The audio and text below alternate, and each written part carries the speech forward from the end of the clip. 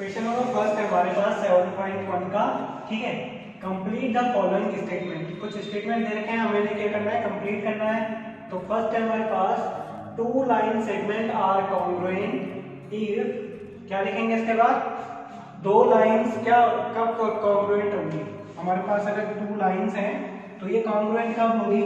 मान लो कि अगर ये ए बी है और ये क्या है सी डी है, तो ये दोनों कॉन्ग्रुएंट कब होगी, जब क्या होगी, इनकी लेंथ सेम होगी। ठीक है, तो अगर ये भी एल लेंथ की है ये भी एल लेंथ की, मतलब सेम लेंथ है दोनों की, तब जाके क्या होगी, ये कॉन्ग्रुएंट होगी। यहाँ पे लिखेंगे two line segment are congruent if they have the same length.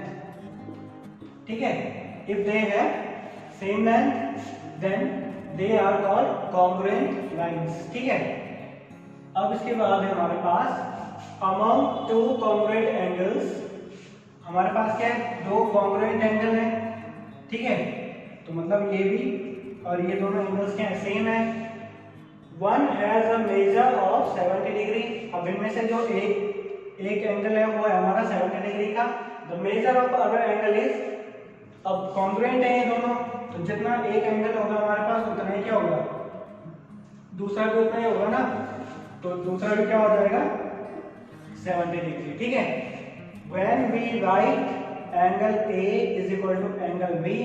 ठीक है, वी एक्चुअली मीन, इसका मतलब क्या है, जो हमारे ये लाइंस लिखी हुई है इसका मतलब क्या है कि अगर हम इस तरीके से दो एंगल्स ड्रॉ करते हैं तो ये दोनों सेम है।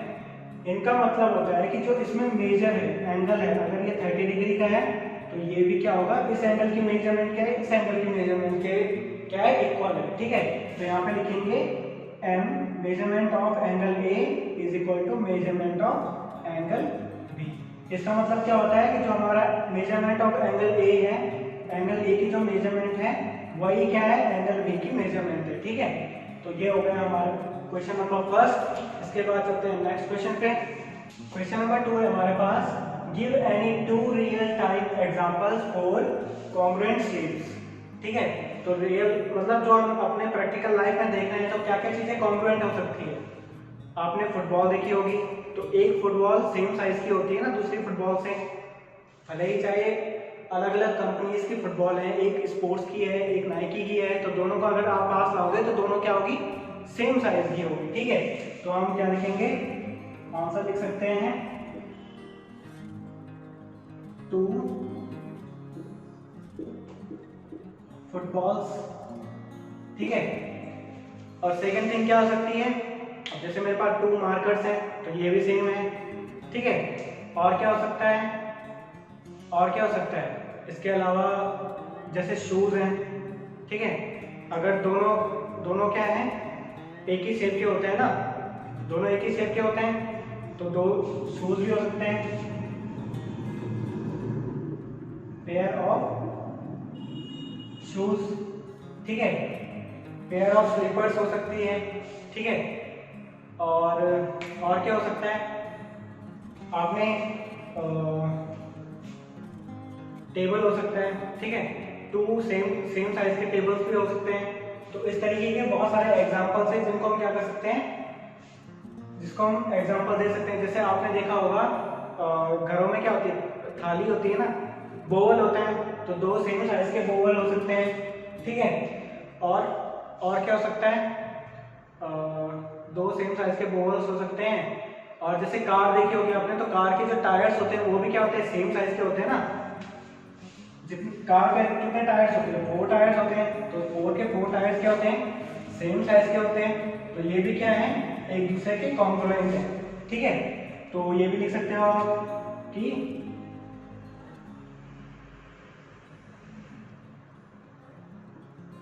टायर्स ऑफ अ कार और व्हीकल। ठीक है, तो इस तरीके से काफी सारे एग्जांपल्स हैं। इसके बाद नेक्स्ट क्वेश्चन करते हैं। क्वेश्चन नंबर 3 है हमारे पास, if triangle ABC congruent to triangle FED under the correspondence ABC ABC correspond to FED. Write all the corresponding congruent part of the triangle.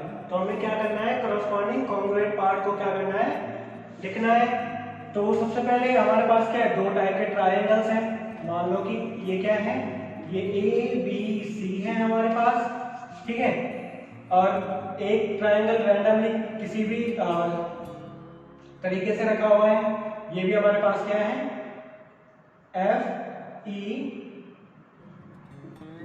FED है हमारे पास, ठीक है।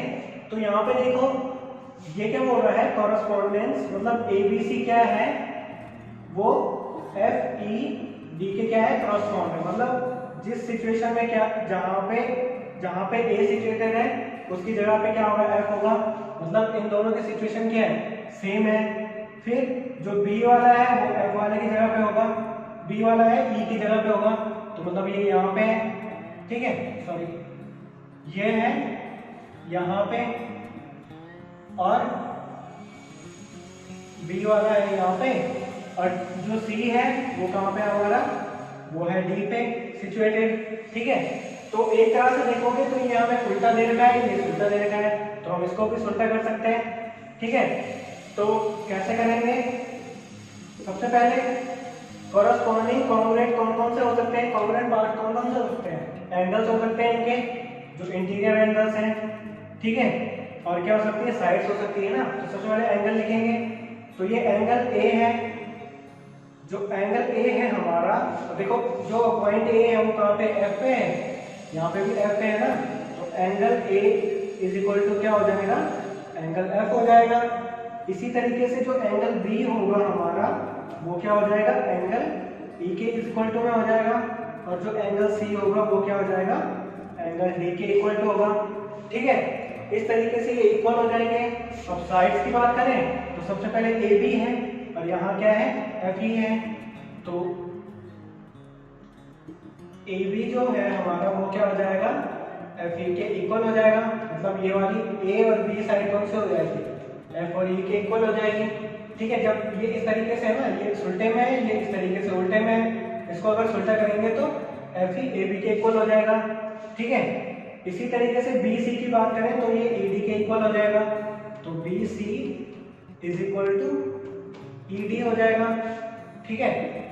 और इसी तरीके से यहाँ पे क्या बचता है, फिर सी ए बचेगा, सी ए बचेगा ना, ए बी हो गया, बी सी हो गया, सी ए बचेगा। तो सी ए क्या हो जाएगा, डी एफ के इक्वल हो जाएगा, ठीक है। C A is equal to D F. तो ये हमारे इस तरीके से कॉरस्पॉन्डिंग कॉन्ग्रुएंट पार्ट्स हैं, ठीक है। एक पार्ट क्या है दूसरे के इक्वल टू में है, ठीक है। तो ये हो गया क्वेश्चन नंबर 3। अब नेक्स्ट क्वेश्चन करते हैं। क्वेश्चन नंबर 4 है हमारे पास, if triangle DEF congruent to triangle BCA, write the parts of triangle BCA that correspond to this, ठीक है। तो सबसे फर्स्ट हमारे पास दे रखा है जो एंगल E है वो किसके क्रॉसपॉन्ड होगा। अब देखो यहाँ पे DEF है, तो जो E पॉइंट पे जो एंगल होगा वो किस पे होगा, BC पे होगा ना। तो एंगल C पे होगा, ठीक है। वो एंगल C की क्या होगा, कॉन्ग्रुएंट होगा। सेकंड है EF साइड हमें दे रखी है, तो EF साइड किसके क्रॉसपॉन्ड होगी। अब यहाँ पे देखो EF यहाँ पे ये वाले पार्ट है, तो BCA, तो CA पार्ट, CA जो साइड होगी इसके बराबर होगी ये, ठीक है। थर्ड वन है जो एंगल F होगा वो किसके बराबर होगा, तो F यहाँ पे कहाँ पे आ रहा है, लास्ट में, तो यहाँ वाला भी लास्ट वाला लेंगे, एंगल A, ठीक है। और जो फोर्थ वन है हमारे पास वो क्या है, जो DF है होगा हमारे पास वो किसके कॉन्ग्रुएंट होगा, DF है, तो मतलब बीच वाला छोड़ रखा है, तो B और A हो जाएगा ये, ठीक है। तो यहाँ पे कौन सा आएगा, BA साइड आएगी, ठीक है। तो इस तरीके से इसको आप लिख सकते हो। ये हो गया क्वेश्चन नंबर 4। अब चलते हैं नेक्स्ट क्वेश्चन पे।